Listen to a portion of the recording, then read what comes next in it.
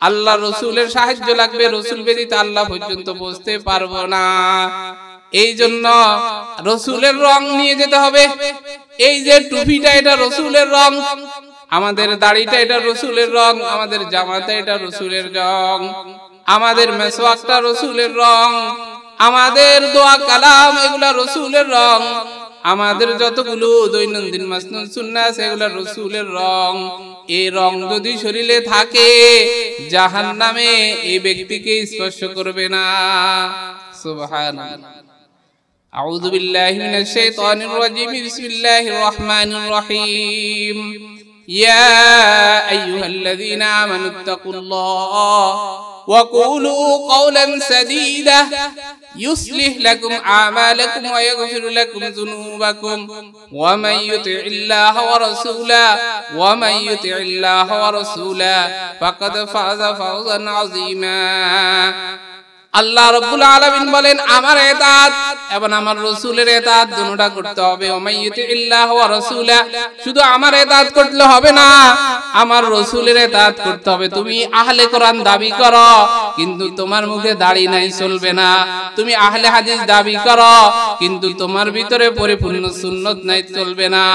তুমি আহলে এভাবে আহলে অনেক কিছু মনে করো, তুমি আহলে মাইজবান্ডারি মনে করতে পারো, আহলে গোলাপ শাহ, আহলে এভাবে রাজারবাগী সুরেশ্বরী অনেক কিছু মনে করতে পারো, আটরশি, কিন্তু তোমার ভিতরে যদি সুন্নাত না থাকে আহলে মুহাম্মদ হতে পারলে না তো আহলে জান্নাত হতে পারবে না।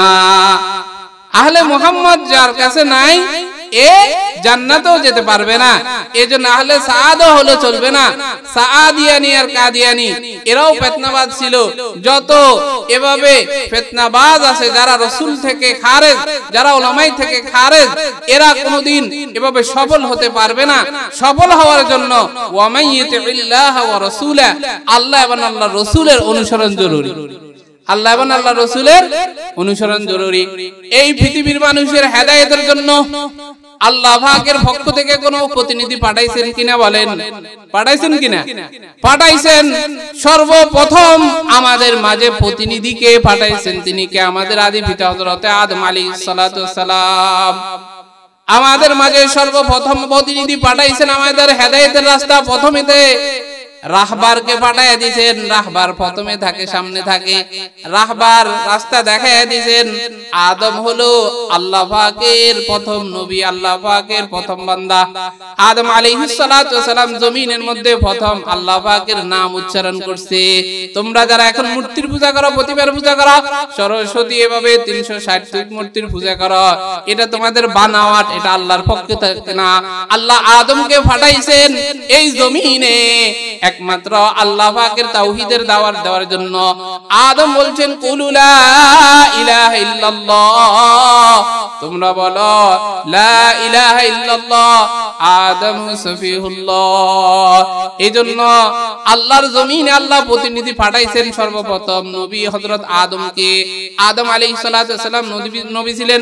সর্বশেষ নবী আমাদের নবী হযরত মুহাম্মদ মুস্তাফা সাল্লাল্লাহু আলাইহি ওয়াসাল্লাম। রাসূল আকরাম সাল্লাল্লাহু আলাইহি ওয়াসাল্লাম বলেন, ও আমার সাহাবায়ে কেরাম, তোমরা যখন কোথাও সফর করবা, এর মাঝে যখন তোমরা জান্নাতের মজলিস পাইবা, জান্নাতের দেখা পাইবা, তোমরা ওখানে কিছু সময় অবস্থান করবে, ওখানে কিছু সময় তোমরা বসবে। আল্লাহর রাসূলের সাহাবায়ে কেরাম বলেন, ইয়া রাসূলুল্লাহ, দুনিয়ার থাকা অবস্থায় আমরা কিভাবে জান্নাতের আশা করতে পারি? জান্নাত তো মৃত্যুর পর, হিসাব নিকাশের পর আল্লাহ পাক আমাদেরকে জান্নাত দান করবেন। আল্লাহ রাসূল সাল্লাল্লাহু আলাইহি ওয়াসাল্লাম বলেন, না না না, এই জান্নাত সেই জান্নাত না। দুনিয়াতেও আল্লাহ পাক একটি জান্নাতের পরিবেশ, জান্নাতের ব্যবস্থা রেখেছেন। সাহাবায়ে কেরাম বলেন, ইয়া রাসূলুল্লাহ, ওটা কি? আল্লাহ রাসূল সাল্লাল্লাহু আলাইহি ওয়াসাল্লাম বলেন, দ্বীনের মজলিসগুলো, আল্লাহ পাকের যে মজলিসে আল্লাহ পাকের প্রশংসা করা হয়, আল্লাহ রাসূল সাল্লাল্লাহু আলাইহি ওয়াসাল্লামের প্রশংসা করা হয়, ওই মজলিসগুলো জান্নাতি মজলিস।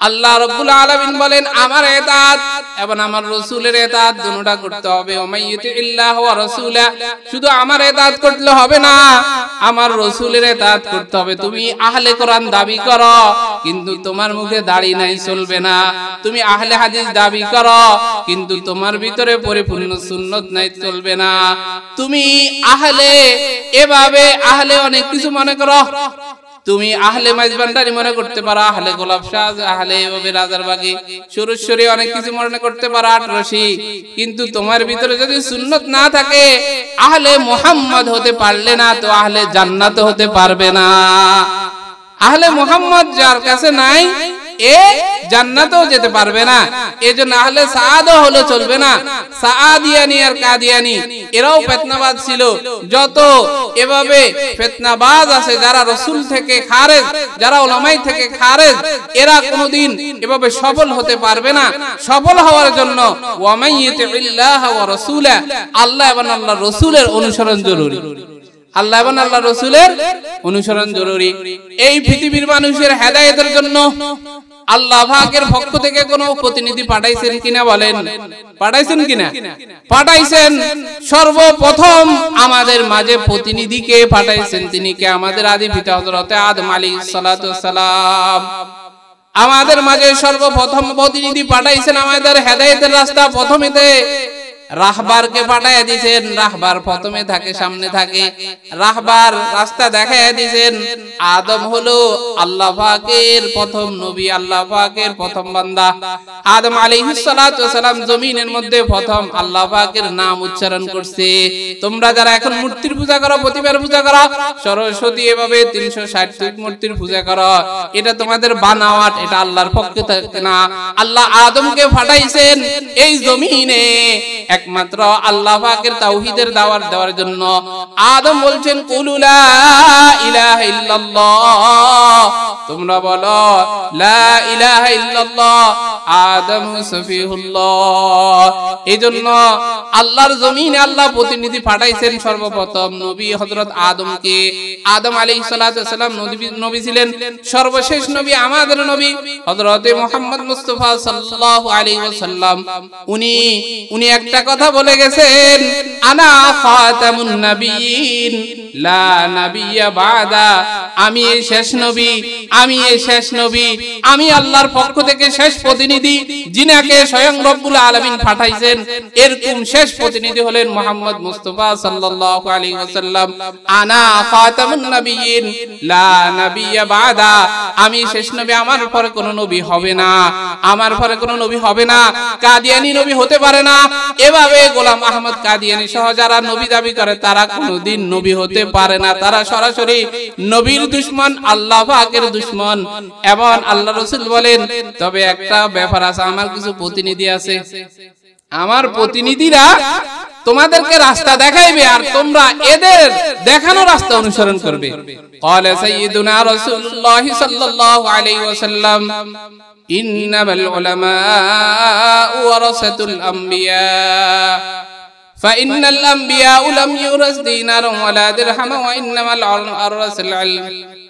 আল্লাহর রাসূল বলেন, নিশ্চয় এই উম্মতের উলামায়ে কেরাম যারা কোরআন হাদিসের জ্ঞান রাখে, যারা ফিকহ উসুলের জ্ঞান রাখে, যারা বুখারী, মুসলিম, আবু দাউদ, তিরমিজি, নাসাই, ইবনে মাজাহ শরীফ এভাবে দরসের মধ্যে উস্তাদের থেকে গ্রহণ করেছে, সাইয়্যিদুনা হযরতে মুহাম্মদ মুস্তাফা সাল্লাল্লাহু আলাইহি ওয়াসাল্লাম থেকে শুরু করে জামিউল উলুমের শাইখুল হাদিস পর্যন্ত, আলহামদুলিল্লাহ আলহামদুলিল্লাহ এই মাদ্রাসা এখনো বুখারী খুলে নাই কিন্তু শাইখুল হাদিস রেডি, আলহামদুলিল্লাহ। এই মাদ্রাসা একদম শাইখুল হাদিস কন্টিনিউ থাকে। অনেক অনেক খুশির ব্যাপার, অনেক অনেক খুশির ব্যাপার। যেমন এই নদীতে থাকে ইলিশ মাছ, এটা একটা দামি মাছ, কিন্তু এখন যদি শুনেন এই পুকুরেও ইলিশ মাছ আছে, তাইলে এই পুকুরটা দামি না? এখন আলহামদুলিল্লাহ এই শাইখুল হাদিস মানের উস্তাদরা থাকে যে মাদ্রাসায় দাওরায়ে হাদিস আছে, কিন্তু আলহামদুলিল্লাহ জামিউল উলুমকে আল্লাহ জামে বানায় দিয়েছেন। এখন থেকে জামিউল মুসনাদুস সহিহুল এই কিতাবের উস্তাদ এখানে রেডি, আলহামদুলিল্লাহ। এই জন্য উম্মতের উলামায়ে কেরাম দামি। আল্লাহ রাসূল বলেন, এই উলামায়ে কেরাম হলো আমার ওয়ারিস, আমার ওয়ারিসদের অনুসরণ করবে, কোন কাদিয়ানি সাদিয়ানিদের অনুসরণ করবে না। কাদিয়ানিও গোমরাহ, সাদিয়ানিও গোমরাহ, কিন্তু উলামায়ে কেরাম এরা একসাথে সবাই গোমরাহ হতে পারে না। ফাসআলু আহলে যিকর, তোমরা আহলে জিকির যারা, আহলে জিকিরের যারা উলামায়ে কেরাম যারা জ্ঞানী তাদের থেকে তোমরা তোমাদের জ্ঞান গ্রহণ করবে। আল্লাহ বলেন ইয়ারফাইল্লাহুল্লাযীনা আমানু ওয়াল্লাযীনা উতুল ইলমা দারাজাত, আমি মুমিনদের মধ্যে যারা জ্ঞানী এদের মর্তবা আমি বৃদ্ধি করে দিয়েছি। আলেমদের মর্যাদা এটা আমি বাড়ায় দিয়েছি, আমি বাড়ায় দিয়েছি। তুমি এদেরকে ছোট করার কে? আল্লাহর থেকে বড় কেউ আছে? আল্লাহ যাকে সম্মান দেয় তাকে মান ইয়াহদিহিল্লাহু ফালা হাদিয়া লা, মান ইয়াহদিহিল্লাহু ফালা হাদিয়া লা ওয়া মান ইউদ্লিলহু ফালা মুদিল্লা লা, ওয়া মান ইউদ্লিলহু ফালা মুদিল্লা লা। এখন আল্লাহ যাকে হেদায়েত দান করবে তাকে কেউ গোমরাহ করতে পারবে না, আল্লাহ যাকে গোমরাহ করবে তাকে কেউ হেদায়েত দিতে পারবে না। উলামায়ে কেরাম হেদায়েত ওয়ালা, উলামায়ে কেরাম মর্যাদা ওয়ালা। তুমি গোমরাহ ওয়ালারা উলামায়ে কেরামের সম্মানকে নষ্ট করতে পারবে না। উলামায়ে কেরামের এভাবে হেদায়েত প্রাপ্ত লোককে তুমি পথভ্রষ্ট করতে পারবে না। এটা স্বয়ং আল্লাহর থেকে জালাই করা, এটা আল্লাহর সাথে জয়েন্ট আছে, এটা আল্লাহর রাসূলের সাথে জয়েন্ট আছে।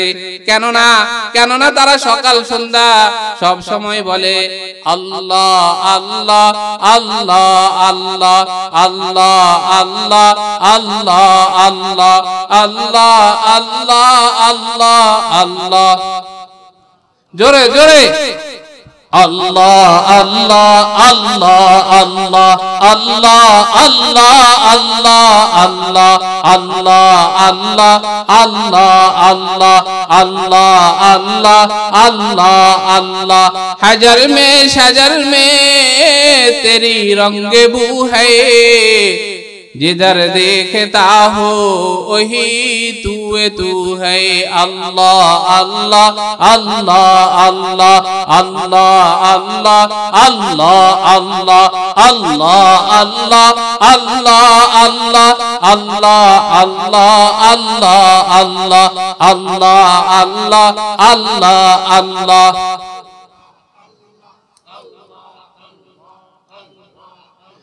ला इलाहा इल्लल्लाहु मुहम्मदुर রাসূলুল্লাহ। তাহলে জিকিরের কথা বলছে মুমিনরা, ও মুমিনেরা তোমরা বেশি বেশি আমি আল্লাহর নামের জিকির করবে। ওয়াসাব্বিহু, এবং আমার নামের তাসবিহ প্রশংসা করবে, আমার প্রশংসা করবে বুকরাতাও ওয়া আসীলা, সকাল এবং সন্ধ্যা। কার জিকির? আল্লাহ। একটা বিপদে পড়েন দিল থেকে বলেন, বিপদে পড়েন দিল থেকে বলেন। কবি বলেন দিল সে जो बात निकलती है वो असर रखती है, पर नहीं मगर तौकते परवाज रखती है। দিলের থেকে যে কথা বাহির হয় এটার মধ্যে আসর আছে, এটার মধ্যে আসর আছে। পাখা না থাকলেও উঠতে পারে। দিলের থেকে যখন বলবেন লা ইলাহা ইল্লাল্লাহ, লা ইলাহা ইল্লাল্লাহ, লা ইলাহা ইল্লাল্লাহ, লা ইলাহা ইল্লাল্লাহ, লা ইলাহা ইল্লাল্লাহ, লা ইলাহা ইল্লাল্লাহ, লা ইলাহা ইল্লাল্লাহ, লা ইলাহা ইল্লাল্লাহু মুহাম্মাদুর রাসূলুল্লাহ। রাসূল আকরাম সাল্লাল্লাহু আলাইহি ওয়াসাল্লাম বলেন তুমি যে কালিমা পড়ছো লা ইলাহা ইল্লাল্লাহু মুহাম্মাদুর রাসূলুল্লাহ, আল্লাহ তোমার জিন্দেগীর সকল গুনাহ maaf করে দিয়েছেন। আল্লাহ তোমার মর্যাদা বুলন্দ করে দিবেন, আল্লাহ তোমাকে হেদায়েতের রাস্তা দেখাই দিবেন, আল্লাহ তোমাকে আল্লাহর বান্দা বলে আল্লাহর রহমতের কোলে টেনে নিবেন। লা ইলাহা ইল্লাল্লাহ লা ইলাহা ইল্লাল্লাহ লা ইলাহা ইল্লাল্লাহ লা ইলাহা ইল্লাল্লাহ লা ইলাহা ইল্লাল্লাহ। এই জমিনের মধ্যে আল্লাহ, এই জমিনের মধ্যে ক্বালা রাসূল, এই জমিনের মধ্যে সুবহানাল্লাহ, এই জমিনের মধ্যে আলহামদুলিল্লাহ, এই জমিনের মধ্যে লা ইলাহা ইল্লাল্লাহ বলবেন, জান্নাতে গিয়ে এটার সুফল আর ফল পেতে থাকবেন। এই জমিন সাধারণ জমিন না, এই জমিন জামিউল উলুমের জমিনকে আল্লাহ এই দিনের জন্য কবুল করেছেন, এটা আপনাদের সৌভাগ্য। আলামিন সিরাজি এই জমিনের মধ্যে একটা কোরআনের কারখানা খুলেছেন, এই জমিনের মধ্যে আল্লাহর রাসূলের ওয়ারাসাতুল আম্বিয়া ওয়ারিসদের কারখানা খুলেছেন। আপনার ছেলে ছিল বংশ মাতবর ফকির, এভাবে বিভিন্ন বংশ ছিল, এখন শিকদার বংশ আপনার ছেলেকে বানায়া দিয়েছে আওলাদে রাসূলের বংশ, রাসূলের ওয়ারিস বানায়া দিয়েছে। বংশধর কেমন হয়? যে যার ওয়ারিস হয় সে তার বংশধররাই ওয়ারিস হয়। এখন যারা আল্লাহ রাসূলের আহলে ইলম বলা হয়েছে তারা দেখা গেছে এমন এমন একটা দামি হয়ে গেছে, যারা আল্লাহর কাছেও দামি, রাসূলের কাছেও দামি। সর্বশেষ একটি কথা, এটা আল্লাহর কালামের প্রতিষ্ঠান, এটা জামিউল উলুম, এটা সরাসরি কালামুল্লাহর প্রতিষ্ঠান, কোরআনের প্রতিষ্ঠান। যারা যারা আল্লাহকে ভালোবাসেন, আল্লাহর উপর ঈমান এনেছেন, অবশ্যই আপনাদের সন্তানকে এই কোরআন শিক্ষার জন্য জামিউল উলুম দিতে হবে। আপনি যদি দেন তাহলে আপনি আল্লাহর বন্ধু, আল্লাহর পক্ষের, আল্লাহকে ভালোবাসেন। আর যদি এখানে সন্তান না দিয়া কিন্ডারগার্টেন এভাবে স্কুলগুলোতে দেন, যেখানে কোরআন সহি শুদ্ধ করে পড়ানো হয় না, যেখানে নাস্তিকতা শেখানো হয়, যেখানে ইহুদি খ্রিস্টানদের এভাবে দালাল বানানো হয়, যেখানে আল্লাহর বিরুদ্ধে কথা হয়, রাসূলের বিরুদ্ধে কথা হয়, কোরআনের বিরুদ্ধে কথা হয়, ওগুলাতে দিয়ে থাকেন, তাহলে মনে করবেন আপনি আল্লাহর বন্ধু না, রাসূলের বন্ধু না, আপনি স্বয়ং আল্লাহর দুশমন, রাসূলের দুশমন, কোরআনের দুশমন। আল্লাহ পাক আমাদের সকলকে এই প্রতিষ্ঠানের সহযোগিতা করার তৌফিক দান করুন। আল্লাহ রাসূল বলেন, কুন আলিমান আও মুতাআল্লিমান আও মুহিব্বান আও মুস্তামিয়ান আও মুহিব্বান আও মুস্তামিয়ান আও মুহিব্বান ওয়ালা তাকুন খামিসান ফাতাহলা। তোমরা হও আলেম হবে, তুমি নিজে কোরআন হাদিস শিখবে, নয়তো আলেমের কাছ থেকে শিখবে, আলেমের ছাত্র হবে। না হয় তুমি আলেমের কথা মেনে চলবে, আলেমের কথাবার্তা শুনে তোমার জিন্দেগি গঠন করবে। না হয় কোন আলেমকে মহব্বত করতে হবে। কিন্তু তুমি যদি পঞ্চম নাম্বার হও, আলেম বিদ্বেষী হও, তুমি ধ্বংস হয়ে যাবে, তুমি ধ্বংস হয়ে যাবে। আল্লাহ পাক আমাদেরকে হেফাজত করুন। যে কথাগুলো বললাম শুনলাম, আমাদের সকলকে সহি কথাগুলো অনুযায়ী আমল করার তৌফিক দান করুন। ওয়া আখির দাওয়ানা আনিল হামদুলিল্লাহি রাব্বিল আলামিন।